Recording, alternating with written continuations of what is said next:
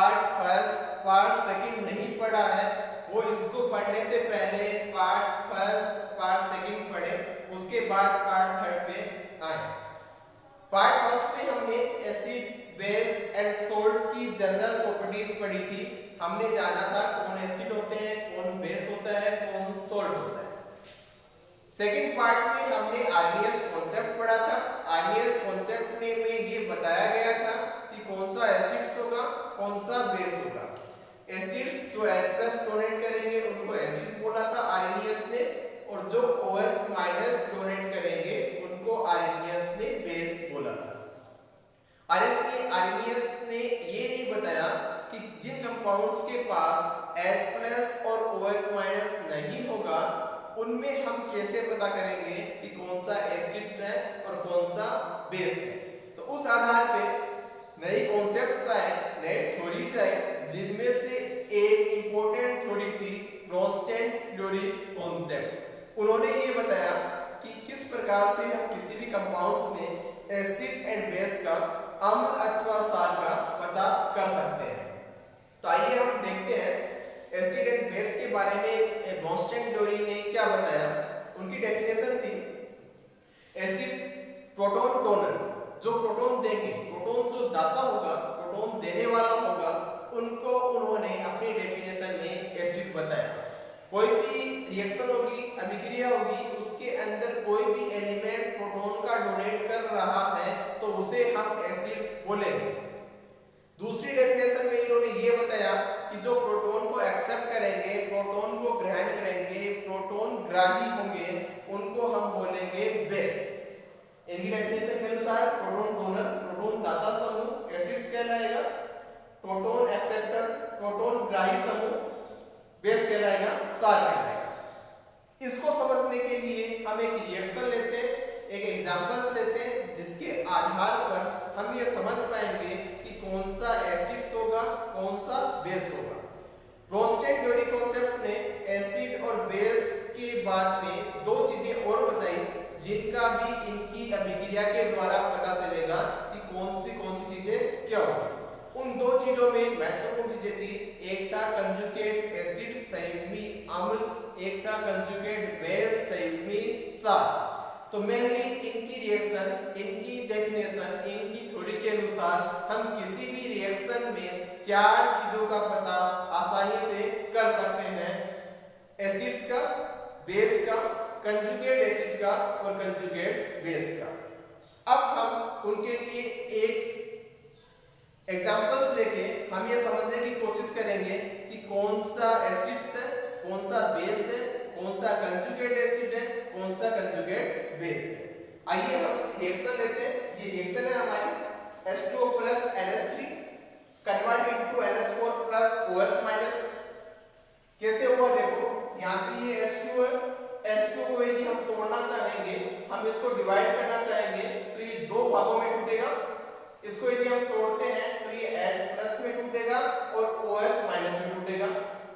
जब ये H+ में टूट गया, OH- में टूट गया, टूटने के बाद यहाँ पे अलग हो गया, NH3 यहाँ पे बैठा हुआ है। NH3 क्या करेगा, या तो H+ को लेगा या OH- को लेगा।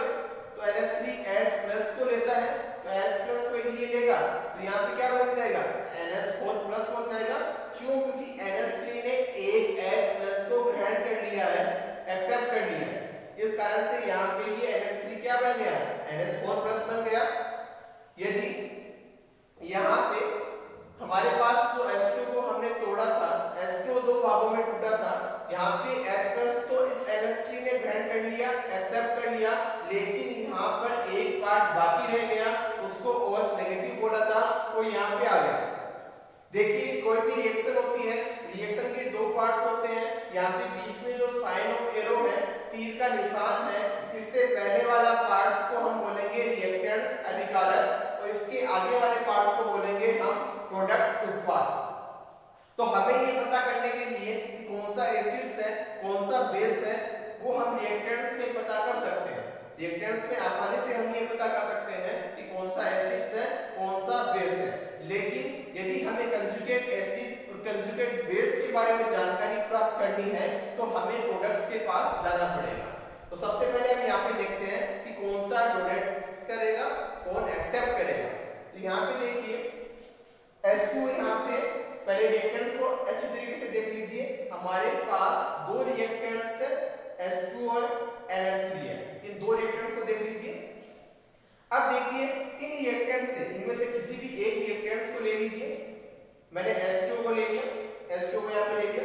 अब इसी से सिमिलर, इसी से मिलता जुलता आपको प्रोडक्ट्स में जाके ढूंढना है, उत्पाद में जाके ढूंढना है कि कौन सा है। यहाँ पे हमने H2 को लिया। अब ये हमारे प्रोडक्ट्स है। इसमें देखिए H2 के सिमिलर, H2 से समानता दिखाने वाला यहाँ पे ये है या ये वाला। इसको देख लीजिए, इसको देखा, इसको देखोगे तो यहाँ पे आपको क्या दिखाई दे रहा है? OH- दिखाई दे रहा है। इधर देखोगे तो H2 दिखाई दे रहा है। तो आपको क्या पता चल रहा है कि H2 के पास दो H है, यहाँ पे एक ही H है। तो इसका मींस क्या हुआ? इसका सपोज क्या हुआ कि यहाँ से जो H+ निकला था, इसने क्या किया था? H+ का डोनेट कर दिया था, H+ को त्याग दिया था। उसी कारण से यहाँ पे एक H की डेफिशिएंसी हुई है, एक H कम हुआ है। वापस समझिए, H2 और इससे सिमिलर आपको देखना है प्रोडक्ट्स में। आप यहाँ पे रिएक्टेंट्स में हो, रिएक्टेंट्स से जाकर आपको प्रोडक्ट्स में देखना है। इससे सिमिलर ये तो है नहीं, यही सिमिलर है इसके। तो इसको देखो, यहाँ पे H कितने हैं? 1 H है। यहाँ पे H कितने हैं? 2 H है। तो हम ये मान सकते हैं कि इसने अपना जो एक H था वो किसी को डोनेट कर दिया होगा या दे दिया होगा। तो इसने यहाँ से H दे दिया। तो हम इसको, जो प्रोटॉन डोनर होता है, प्रोटॉन दाता होता है, उसको हम क्या बोलते हैं? एसिड बोलते हैं। तो उस आधार पर ये इस H2O ने अपना एक H+ किसी को दे दिया है, इस कारण से हम इसको एसिड बोल सकते हैं। आगे NH3 को हमने लिया, वही काम करना है जो हमने H2 के साथ किया था। आपको पहले इस रिएक्टेंट्स को पकड़ना है, पकड़ लिया। अब जाइए आप प्रोडक्ट्स के पास, उत्पाद के पास। यहाँ पे देखिए ये NH4+ है, यहाँ पे क्या था? NH3 है, यहाँ पे क्या है? NH4+ है। तो यहाँ पे इसके पास 3H है, लेकिन यहाँ पे इसके पास 4H हो गए हैं, 4H हो गए हैं। इसका मींस क्या है? पहले तो 3 थे, अब 4 हो गए। इससे हम क्या सपोज कर सकते हैं कि इसने एक हाइड्रोजन का, एक प्रोटॉन्स का, H+ का एक्सेप्ट किया होगा या ग्रहण किया होगा। तो यहाँ से जो एक H+ निकला था वो इसने ग्रहण कर लिया, एक्सेप्ट कर लिया। एक्सेप्ट करेगा तभी तो यहाँ पे H4 होंगे, नहीं तो यहाँ पे तो H3 है। यहाँ पे H4 कैसे हो गए? क्योंकि इसने जो एक H+ निकाला था वो इसने एक्सेप्ट कर लिया। और जो ब्रोस्टेन-डोली कॉन्सेप्ट है उसके आधार पर यदि हम डेफिनेशन देखना चाहें तो क्या डेफिनेशन थी? जो प्रोटॉन को एक्सेप्ट करेगा वो बेस होगा। तो उस आधार पर, उस बेस पे हम ये कह सकते हैं कि NH3 यहाँ पे बेस है। समझ में आ गया? एसिड कैसे बोला, बेस कैसे बोला? तो यहाँ पे देखिए ये H2 है, ये क्या किया? यहाँ पे जाके इसको हमने देखा, देखने पे हमने पाया कि यहाँ पे से हाइड्रोजन कम हो गया है, जिसके कारण से इसको क्या बोलेंगे? Donates proton. डोनेट्स मतलब त्यागना। H2O ने एक H+ का त्याग किया था, इसके कारण से इसको एसिड बोला गया। इसने NH3 ने यहाँ पे इसको लेके गए, यहाँ पे आपको दिखाई दे रहा है एक्सेप्ट प्रोटॉन्स। NH3 ने क्या किया था? एक H+ का एक्सेप्ट किया था, उसी के कारण यहाँ पे NH4+ बना। ये पूरी रिएक्शन थी। इस रिएक्शन में दो पार्ट्स अभी भी बाकी रह गए हैं, कंजुगेट एसिड और कंजुगेट बेस। उनको देख लेते हैं हम। अब देखिए प्रोडक्ट्स जो हमारे पास रिएक्टेंट्स होंगे उनमें हमें इतना ही पता चलेगा कि कौन सा एसिड्स है और कौन सा बेस है। जब हम प्रोडक्ट्स के पास जाएंगे तब हमें ये पता चलेगा कि कौन सा कंजुगेट एसिड है, कौन सा कंजुगेट बेस है। तो हम यहाँ पे आए, आप यहाँ पे देख सकते हो ये NH3 है, ये H2 है। पहले H2 को ले लेते हैं। H2 के द्वारा क्या बना था? OH- बना था, ठीक है। H2 क्या है? एसिड है। H2 क्या है? एसिड है। तो इससे जो प्रोडक्ट्स बना है, इससे H2 के सिमिलर जो प्रोडक्ट्स है उसको आप इसका उल्टा बोलोगे। एसिड का उल्टा क्या होता है? बेस। तो बेस क्या लगा दोगे? कंजुगेट लगा दोगे। H2 क्या था? एसिड। H2 से क्या बना था? OH- बना था। OH माइनस बनने के कारण इसको हम क्या बोल सकते हैं, ये किससे बना था, एसिड से बना था। एसिड से बना है तो उसका उल्टा क्या होता है, बेस होता है। तो बेस को हमने क्या कर दिया, कंजुगेट बेस बोल दिया। सिमिलर वापस आइए, NH3 क्या था, एक बेस था। बेस का उल्टा क्या होता है, एसिड होता है। बेस का उल्टा एसिड होता है। इससे क्या बना था, NH4 प्लस बना था। NH4 प्लस किससे बना था, NH3 से। क्या था, बेस था। बेस का उल्टा क्या हुआ, एसिड। तो ये क्या हो गया, कंजुगेट एसिड। वापस देखिए एक बार, H2 क्या, इसने अपने H+ का डोनेट किया, उसके कारण से इसको हम बोलेंगे एसिड। NH3 ने एक H+ का एक्सेप्ट किया, ग्रहण किया, उसके कारण से इसको बोला आपने बेस। यहाँ पे जो NH4+ है, NH4+ है, इसने एक ग्रहण किया था, किससे हाइड्रोजन ग्रहण किया था, NH3 से। NH3 क्या था, बेस था। बेस होने के कारण बेस का उल्टा क्या हुआ, एसिड। तो ये क्या हो गया, कंजुगेट एसिड। OH माइनस ये क्या था, किससे बना था, इसी एसिड से बना था। एसिड से बना था, एसिड का उल्टा क्या होता है, बेस। तो ये क्या हो गया, कंजुगेट बेस। इस प्रकार से ब्रोंस्टेड थ्योरी कॉन्सेप्ट में ब्रोंस्टेड ने ये बताया कि कौन सा एसिड होगा, कौन सा बेस होगा, कौन सा कंजुगेट एसिड होगा, कौन सा कंजुगेट बेस होगा। तो इस आधार पर इस रिएक्शन में कौन सा क्या है उसको एक बार वापस देख लेते हैं। देखो यहाँ पे H2 है, इस रिएक्शन में हमारे पास H2 है। H2 क्या है, हमने जाना कि H2O में एक H+ का डोनेट होता है, इस कारण से इसको क्या बोला गया, एसिड बोला गया। क्लियर है। सेकंड हमारे पास क्या था, NH3 था।